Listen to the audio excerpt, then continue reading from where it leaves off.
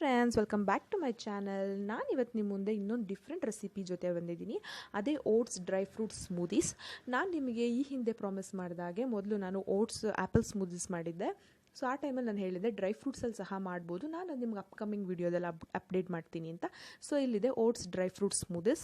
ತುಂಬಾ ಟೇಸ್ಟಿ, ತುಂಬಾ ಹೆಲ್ದಿ. ನೀವು ಡ್ರೈ ಫ್ರೂಟ್ಸ್ನ ಹಾಗೆ ಕುಡಿಯೋದಕ್ಕಿಂತ ಈ ಥರ ಸ್ಮೂದಿ ಮಾಡ್ಕೊಂಡು ಕುಡಿದ್ರೆ ತುಂಬಾ ಟೇಸ್ಟಿ ಆಗಿರುತ್ತೆ, ಹೆಲ್ತ್ಗೂ ಸಹ ತುಂಬ ಒಳ್ಳೆಯದು. ಬನ್ನಿ ಸ್ಮೂದಿ ಹೇಗೆ ಮಾಡೋದು ನೋಡ್ಕೊಳ್ಳೋಣ. ಮೊದಲಿಗೆ ನಾನಿಲ್ಲಿ ಒಂದು ಮಿಕ್ಸ್ ಮಾಡಲಿಕ್ಕೆ ಒಂದು ಬೌಲ್ ತೊಗೊಂಡಿದ್ದೀನಿ. ಇದಕ್ಕೆ ನಾನು 1.5 ಕಪ್ ಆಗುವಷ್ಟು ಪ್ಲೈನ್ ಓಟ್ಸ್ನ ಹಾಕ್ಕೊಳ್ತಾ ಇದ್ದೀನಿ. 1.5 ಕಪ್ ಆಗುವಷ್ಟು ಪ್ಲೈನ್ ಓಟ್ಸ್.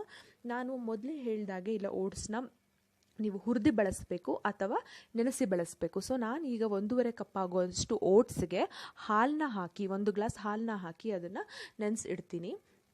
ಸೊ ಅದಕ್ಕೆ ನಾನು ಡ್ರೈ ಫ್ರೂಟ್ಸ್ನ ಆ್ಯಡ್ ಮಾಡ್ತಾ ಹೋಗ್ತೀನಿ. ಡ್ರೈ ಫ್ರೂಟ್ಸು ಅಷ್ಟೇ ಆಪ್ಷನಲ್ಲು, ನಿಮ್ಗೆ ಯಾವ ಡ್ರೈ ಫ್ರೂಟ್ಸ್ ಬೇಕು ಅದನ್ನು ನೀವು ಬಳಸ್ಬೋದು. ನಾನಿಲ್ಲಿ ಮೊದಲಿಗೆ ಬಾದಾಮಿ ತೊಗೊಳ್ತಾ ಇದ್ದೀನಿ. ನಾನು ಬಾದಾಮಿನ ಹಾಕ್ಕೊಳ್ತಾ ಇದ್ದೀನಿ, ಒಂದು 3ರಿಂದ 4. ನೀವು ಬಾದಾಮಿನ ಮುಂಚೆನೇ ಸ್ವಲ್ಪ ಸೋಕ್ ಮಾಡಿಟ್ಟು ಸಹ ಹಾಕ್ಬೋದು, ಬಟ್ ನಾನು ಡೈರೆಕ್ಟಾಗಿ ಹಾಕ್ತಿದ್ದೀನಿ.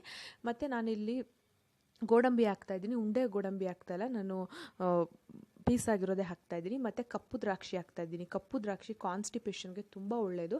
ನೀವು ಸ್ಮೂದೀಸ್ ಅಲ್ಲದೆ ಅದನ್ನು ಹಾಗೆ ತಿಂದರೂ ಸಹ ಕಾನ್ಸ್ಟಿಪೇಷನಿಗೆ ಒಳ್ಳೆಯದು. ಅದನ್ನು ನೀರಲ್ಲಿ ನೆನೆಸಿಟ್ಟು ಕುಡಿದ್ರೂ ಸಹ ವಾಟರ್ನ ತುಂಬ ಒಳ್ಳೆಯದು. ಮತ್ತು ಅದಕ್ಕೆ ನಾನೀಗ ಒಣ ದ್ರಾಕ್ಷಿ ಹಾಕ್ತಾಯಿದ್ದೀನಿ. ಮತ್ತು ಒಣ ಖರ್ಜೂರನ ಬೀಜ ತೆಗೆದು ಅದನ್ನು ಸಹ ಹಾಕ್ತಾಯಿದ್ದೀನಿ.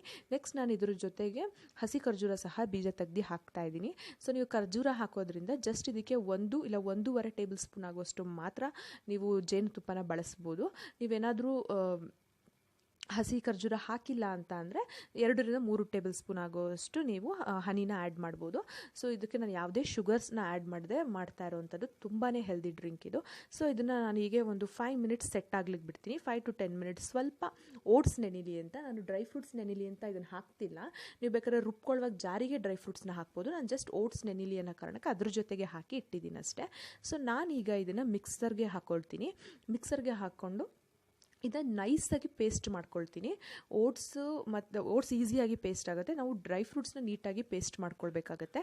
ಸೊ ನೀಟಾಗಿ ಅದನ್ನು ಪೇಸ್ಟ್ ಮಾಡ್ಕೊಳ್ತೀನಿ. ಇಲ್ಲಿ ನೋಡಿ, ಈಗ ನೀಟಾಗಿ ಪೇಸ್ಟ್ ರೆಡಿ ಇದೆ. ಇದನ್ನ ನೀವು ಡೈರೆಕ್ಟಾಗಿ ಬೇಕಾದ್ರೂ ಸರ್ವ್ ಮಾಡ್ಕೊಬೋದು. ನಾನು ಇದಕ್ಕೆ ಯಾವಾಗಲೂ ಸ್ಮೂದೀಸ್ ಮಾಡುವಾಗ 1/2 ಕಪ್ ಆಫ್ ಎ ಸ್ಮೂದಿ ಇದ್ದರೆ 1/2 ಕಪ್ ಅದಕ್ಕೆ ಬೆಚ್ಚಗಿರೋವಂಥ ಅಥವಾ ಬಿಸಿ ಮಾಡಿರುವಂತಹ ಹಾಲನ್ನ ಹಾಕಿನೇ ನಾನು ಮಿಕ್ಸ್ ಮಾಡಿ ಕುಡಿಯೋದು. ಸೊ ನಮಗೆ ಹಾಲಲ್ಲಿರುವಂತಹ ವಿಟಮಿನ್ಸು, ಕೊಲೆಸ್ಟ್ರಾಲ್ ಅದು ಸಹ ಸಿಗುತ್ತೆ. ಮತ್ತು ನಮಗೆ ಇದರಲ್ಲಿರುವಂತಹ ಒಂದು ಆರೋಗ್ಯಕ್ಕೆ ಬೇಕಾಗಿರೋವಂಥ ಇದು ಸಹ ಸಿಗುತ್ತೆ. ಸೊ ನಾವು ಎರಡನ್ನೂ ಮಿಕ್ಸ್ ಮಾಡಿನೇ ನಾನು ತೊಗೊಳ್ಳೋದು. ಸೊ ಕಾಫಿ ಬದಲು ನಾವು ಇದನ್ನು ಕುಡಿಯೋದ್ರಿಂದ ಸೊ ನೀವು ಅದಕ್ಕೆ ಆರಾಮಾಗಿ ಹಾಲನ್ನ ಮಿಕ್ಸ್ ಮಾಡ್ಕೋಬೋದು. ನೀವು ನೋಡಿ, ನಾನೊಂದು 1/2 ಕಪ್ ಆಗುವಷ್ಟು ಮಾತ್ರ ಈ ಸ್ಮೂದೀಸ್ನ ಹಾಕ್ಕೊಳ್ತಾ ಇದ್ದೀನಿ. ನೆಕ್ಸ್ಟ್ ಇದಕ್ಕೆ ನಾನು ಕಾದಾರಿರೋದು ಅಥವಾ ಬೆಚ್ಚಗಿರುವಂಥ ಹಾಲನ್ನು ಸಹ ನೀವು ಹಾಕೊಬೋದು. ಸೊ ಸ್ವಲ್ಪ ಹಾಲನ್ನ ಹಾಕಿ ನಾನು ಇದನ್ನ ಚೆನ್ನಾಗಿ ಮಿಕ್ಸ್ ಮಾಡ್ತೀನಿ. ತುಂಬಾ ಟೇಸ್ಟಿ, ತುಂಬಾ ಹೆಲ್ದಿ ಡ್ರಿಂಕ್. ನೀವು ಡೆಫಿನೆಟ್ಲಿ ಮನೇಲಿ ಟ್ರೈ ಮಾಡಲೇಬೇಕು. ಮತ್ತು ಹೇಗಿತ್ತು ಅಂತ ನಮಗೆ ಕಮೆಂಟ್ ಮಾಡಬೇಕು.